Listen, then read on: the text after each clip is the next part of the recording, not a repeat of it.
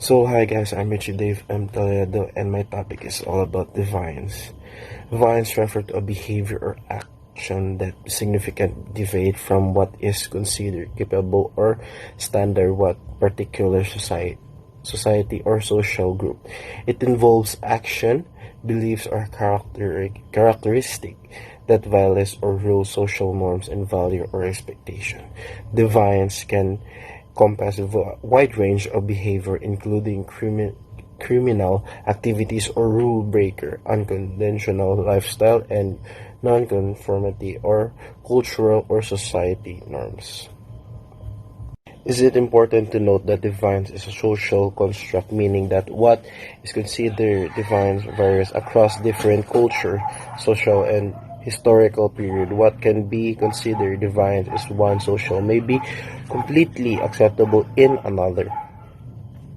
Defiance can be categorized into two main types: primary defiance and secondary defiance. Primary defiance can refer to an initial act of defiance, while secondary defiance refers to subsequent act or defiance that result from a social reaction to be primary defiance. So the example is like, for example, criminal killing people. We cannot accept it in our society. But not all defiance are criminal act. It can be social, like for example, we are in theater and performing. There's a rule that you cannot shout there, you cannot disturb the theatrist, and you break it. That can be called defiance. The relativity of deviance means that what considered bad or unacceptable behavior depends on the culture and society that we are in. In one place, something might be totally fine, but in another, it's seen as deviant or wrong. It's all about how society's rules and expectations shape our view of deviance. There are numerous unique and fascinating cultures around the world, each with its own unique distinct customs and traditions. Let me name a few examples of cultures that might be considered strange by outsiders due to its common practices. Number 1, Aka people of Central Africa. The Aka people have a unique approach to parenting. Fathers are highly involved in childcare and are known to carry their infants on their backs, often more than mothers. This is a rare reversal of traditional gender roles in parenting. Number 2, Himba people of Namibia.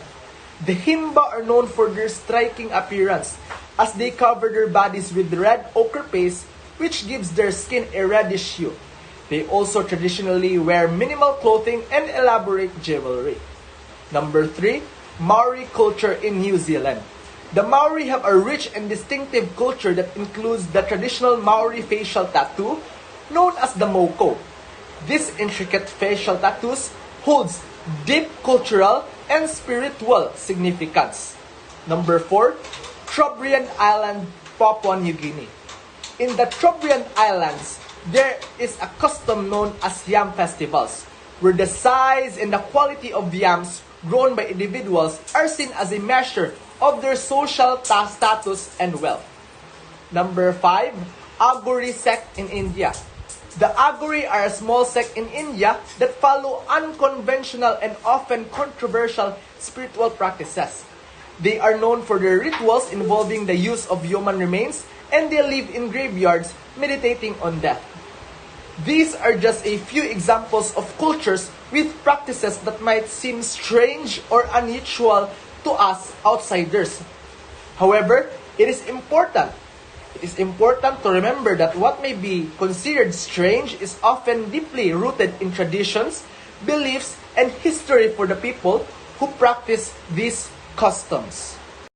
Good day, everyone. I am Cadet Cal Jacob Busura, and my topic is all about the different types of defiance. So first, we have formal defiance.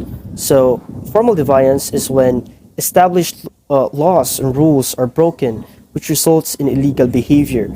So formal defiance is something that will actually get you in trouble punished or held accountable with. So, for instance, stealing or killing. Next, we have informal deviance. So, these are actions that go against unwritten or unofficial societal norms, although they are not necessarily unlawful. So, informal deviance will not actually get you in trouble or punished, although it will surely get you judged by other people, mostly because you have done something that is informal or improper in the eyes of society. So third, we have primary deviance. So this is the first act of deviance that may or may not result in any more deviance. So examples of this are a person's first time smoking or stealing money. So the first act of deviance is considered as primary deviance. So fourth, we have secondary deviance. So when a person's identity and social duties are determined by their deviant behavior, this is called secondary deviance. So if you are a person who drinks and gets drunk on a daily basis, then surely you will be labeled as a drunkard by society.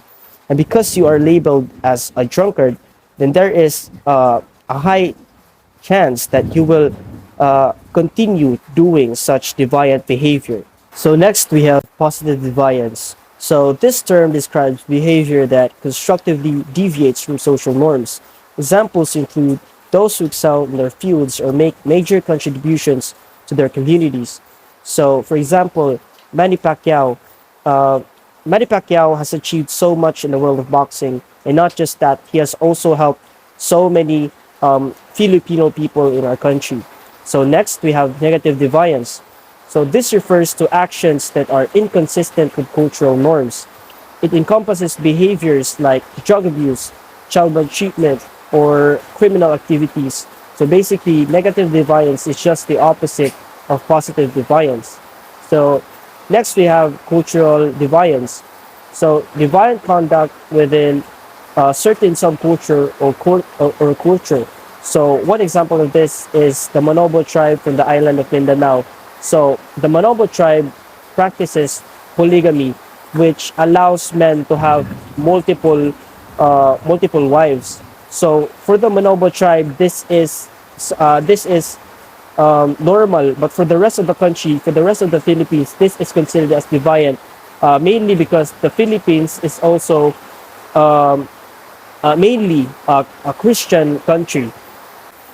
So next we have sexual deviance. So sexual deviance is any behavior that deviates from the socially acceptable standards of sexual behavior.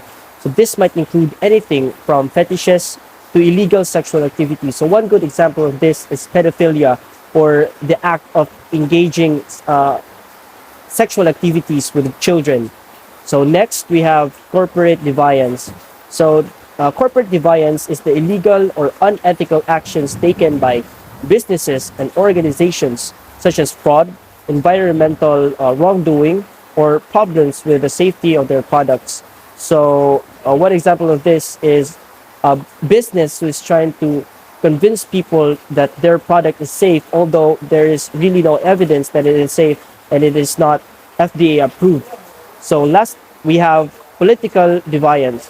So political deviance is governmental or political actions that violate moral or legal principles such as corruption or the violation of human rights. So we all know a very good example of this, which is the martial law back then. The martial law has taken so many lives of Filipinos and as well as violated their human rights.